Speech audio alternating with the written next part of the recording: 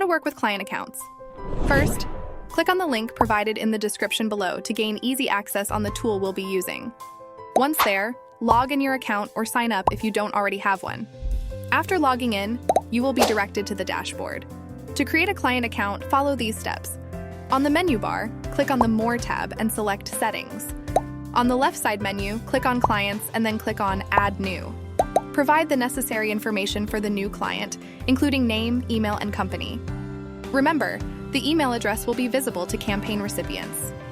To give your client access to their account, set Give Account Access to Client to Yes. Enter a username and password for their login credentials. Now let's customize the client account settings according to your preferences. If you want to prevent the client from accessing the support chat functionality, select the Hide Support Chat checkbox.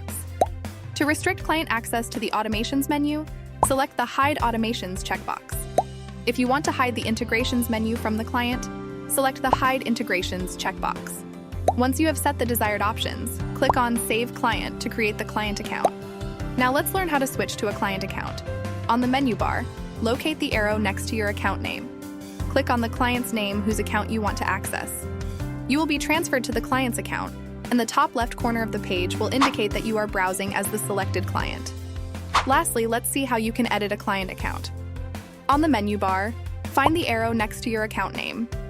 Locate the client account you want to edit and click on the Edit button. Make the necessary changes to the client's details. Once you are finished, click on Save Client to save the updated information.